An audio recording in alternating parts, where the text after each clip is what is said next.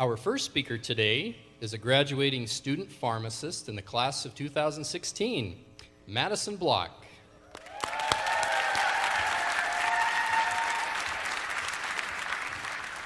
Thank you, Dr. Gates. Hi, everyone. First off, I'd like to thank each and every one of you for coming today. Before me, I see grandparents, parents, brothers, sisters, nieces and nephews, aunts and uncles, and even some cousins. Hey, cousin. We would also like to thank the faculty and professors for coming and showing your support today. Thank you, Dr. Garrison and Dr. Tara, for also making it to our graduation. We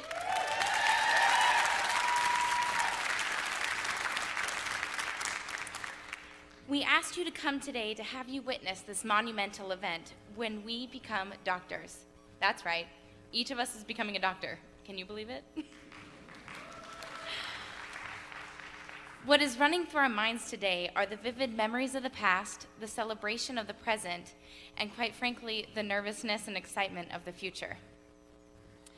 Or we're really just thinking how not to faint up here in front of you. All of us are different.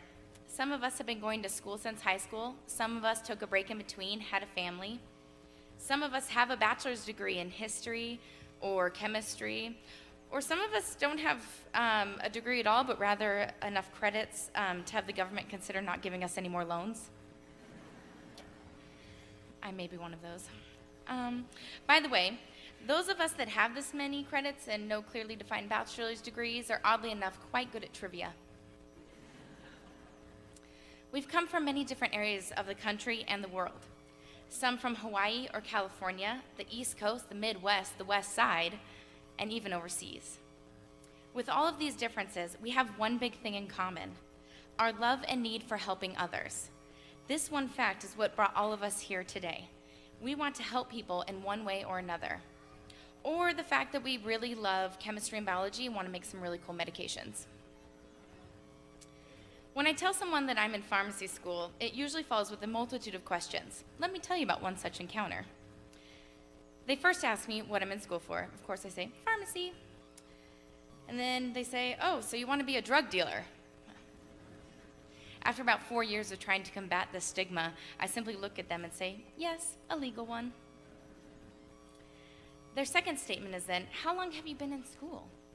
In which I respond, 9 years, but most get it done in 8. This is when their jaw drops. What? That is such a long time. Why would you need to be in school that long to count pills and put them in a vial? Pause for effect. I politely say no. I became a pharmacy technician 9 years ago to learn how to count by 5, put medications in a vial, and give them to my pharmacist to check.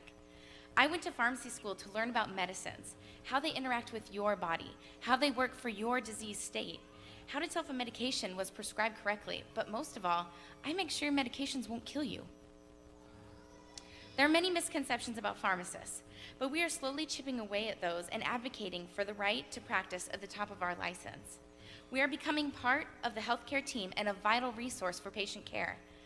As pharmacy students and pharmacists, we're in a great position to advocate for our profession and for ourselves. So thanks for asking. The next response is usually varied, but tends to go, how did you do it? How did you spend so much time in school? This answer is always the same. I made it through pharmacy school by the support of my family, my pharmily, and lots of wine and coffee. You may have noticed I threw a word out there that you may have thought was made up. That word is pharmily. It's like family, but with a farm in front. This is a made-up word, but not one that isn't near and dear to every single graduate here today. After you spend almost every waking moment with one another for 3 or 4 years, you either love them or dislike them, and honestly, loving is way easier. We help each other through thick and thin. We are partners in crime, or rather partners in saving lives. There's an almost unbreakable bond that forms within and between classes of pharmacy students that is hard to explain, but at WSU, this bond is even deeper. We aren't just becoming pharmacists, we're becoming lifetime Cougs. Thanks, guys. While in pharmacy school at WSU, we've been able to participate in so many opportunities that have stimulated our growth and development, transforming us from science geeks and nerds to the outstanding pharmacists you see before you. We have counseling and compounding competitions. We sponsor and put on health fairs every year, vaccinating over 1,000 people each year. And we're able to lobby for our profession in our Washington Capitol Olympia yearly. We've been able to see and make real change. By being able to communicate and advocate for our profession and each other, we are opening up doors that weren't there previously, and this sets WSU pharmacists apart from the rest. Before you, you may see students, or graduates, or doctors, but what we see is leaders. WSU has aided us in becoming leaders in our profession. Pharmacy students are a rare breed of human. We tend to be a little awkward. We like talking about biology way too much. We know that. And we're excited to share with everyone we know about the sweet new medication that inhibits HMG-CoA reductase, increasing LDL catabolism and decreasing high levels of cholesterol. Did you get that? There is a quiz. Wink. I'm sure that you all have heard this before, but have no fear. Soon we will stop bugging you about all this pharmacy garble.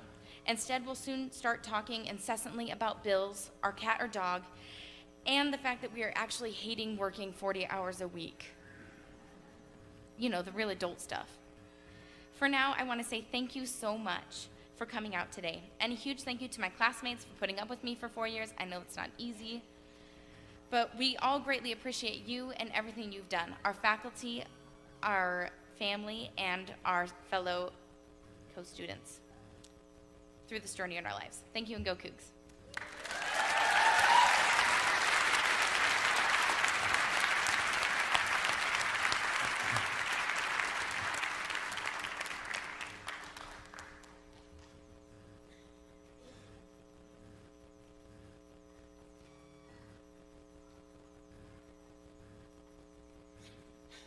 Thank you, Madison.